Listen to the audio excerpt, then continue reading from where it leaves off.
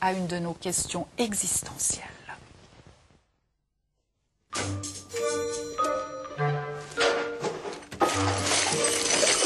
Ah, les voilà! Pourquoi les aimants sont-ils si fascinants? Ça, c'est une bonne question. Tout d'abord, observons. Deux aimants, ils se repoussent. Je retourne le premier, ils s'attirent. Ça, c'est intéressant. Pourquoi déjà ce comportement? Pour bien comprendre, il faut savoir qu'un aimant a deux pôles, un pôle nord et un pôle sud, comme l'aimant que vous connaissez très bien, la boussole. Entre le pôle nord et le pôle sud de mon aimant, il existe un champ magnétique. Mais malheureusement, je ne peux pas le voir. Alors pour le matérialiser, je vais utiliser une petite astuce. Ici, une plaque de plastique. Et je vais saupoudrer un petit peu de limaille de fer. Comme on le sait très bien, cette limaille est attirée par les aimants. Et observons. Voilà. Comme ceci. Nous avons ici le champ magnétique.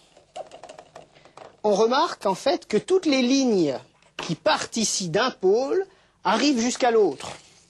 Et dans ce cas, il y a les deux pôles qui sont réunis par la limaille, parce qu'il y a attraction entre le pôle nord et le pôle sud. Si j'approche un deuxième aimant, regardons ce qui se passe.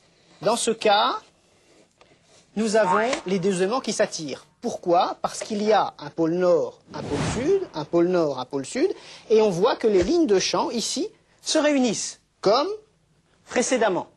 Et forcément, il y a attraction.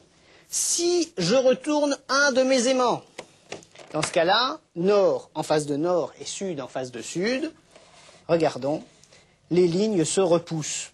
Et oui, ainsi, il ne peut pas avoir d'attraction, mais au contraire, il y a une répulsion.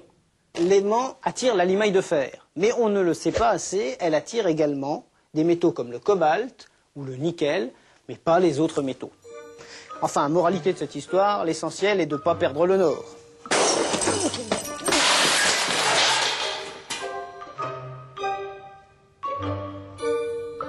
Ouais, j'espère qu'il ne s'est pas fait mal. Et notre professeur Nimbus est en fait Fabrice Riblet, docteur en chimie qui enseigne à l'EPFL. Voilà.